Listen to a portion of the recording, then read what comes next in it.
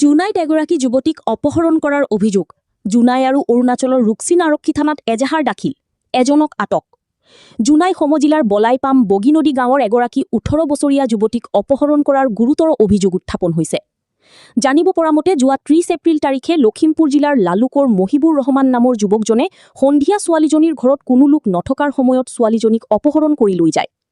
ঘটনাৰ পিছতে বিভিন্ন ঠাইত পৰিয়ালৰ লোকে ছোৱালীজনীক বিচাৰি অনুসন্ধান চলাই যদিও আজি পৰ্যন্ত কোনো ধৰণৰ সুংসূত্ৰ লাভ নকৰাত হতাশাত ভাগি পৰিছে ছোৱালীজনীৰ পৰিয়ালে।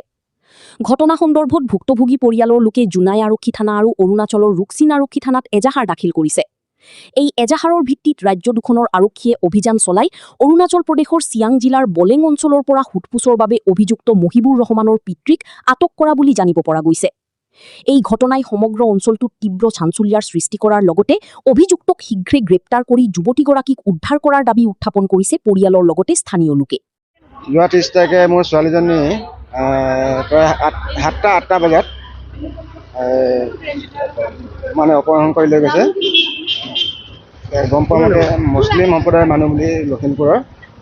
আমি এজাহাৰখন দিছিলোঁ লখিমপুৰ নকয় বুলি, কিন্তু এতিয়া গম পোৱা গৈছে লালুক কাছজুলি বুলি। অপহৰণ কৰা ব্যক্তিজনৰ নাম হৈছে মহিবুৰ ৰহমান।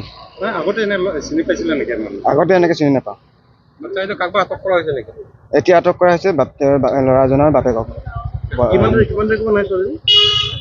ছোৱালীজনী ৩০ তাৰিখৰ পৰা। আগতে এনেকৈ একো পোৱা নাই। নাই পোৱা নাই। ছোৱালীজনী পঢ়ি আছিলে হায়াৰ ছেকেণ্ডেৰী ফাৰ্ষ্ট ইয়াৰ। যদি ছোৱালীজনী কোনোবা সংগত পায় কেনেকৈ খবৰ দিব আপোনালোকে? ছোৱালীজনী যদি কোনো ব্যক্তি আমাৰ অসমবাসীয়ে যদি পায় ফটো দিয়া হ'ব। ছোৱালীজনীৰ মোৰ ঠিকনা দিয়া হ'ব। ফোন নম্বৰটো কৈ দিয়ক।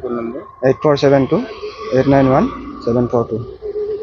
ঘটনাটো আমাৰ যোৱাৰ 30 তাৰিখত ঘৰৰ পৰা অপহৰণ কৰি লৈ গৈছে, কিডনেপ কৰি। এই আমাৰ জুনাই বলাইপাম বগীনদীৰ পৰা।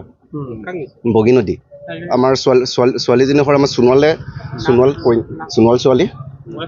বয়স তাই 18 বছৰ হৈছে। গতিকে পঢ়ি আছিলে। তেওঁ ৰাতি 7টামান বজাত ঘৰ বাহিৰত অকণমান ওলাইছিলে। ওলোৱাৰ পৰা তেওঁ কিডনেপ কৰি লৈ গৈছে অপহৰণ কৰি কিনে। তেওঁ ল'ৰাজনৰ নাম মহিবুৰ ৰহমান বুলি জানিব পাৰিছোঁ। তেখেতৰ ঘৰ লালুকত বুলি কোৱা শুনিছোঁ। এইটো আমি সঠিক সিদ্ধান্ত পোৱা নাই। গতিকে আমি সোণোৱাল কৈছে চেষ্টা কৰি আছোঁ, কিন্তু পোৱা নাই। মোবাইল ছুইচ অফ হৈ আছে। আৰু তেওঁ দেউতাকক আজি অৰুণাচলৰ পৰা আৰক্ষীয়ে গ্ৰেপ্তাৰ কৰিছে। থানাত আমি FIR দিছোঁ। আমি দাবী জনাইছোঁ যে তেওঁ দেউতাকক ধৰি আনিছে। আমি দেউতাকক কৈছোঁ যে এৰি নিদিব, যেতিয়ালৈকে ছোৱালীজনীক আমি নাপাওঁ তেতিয়ালৈকে আমি এৰি নিদিবৰ কাৰণে আমি তেওঁলোকক দাবী জনাইছোঁ। থানাত কিডনেপ কৰিছে বুলি দি আছে, অপহৰণ কৰা বুলি দিয়া হৈছে।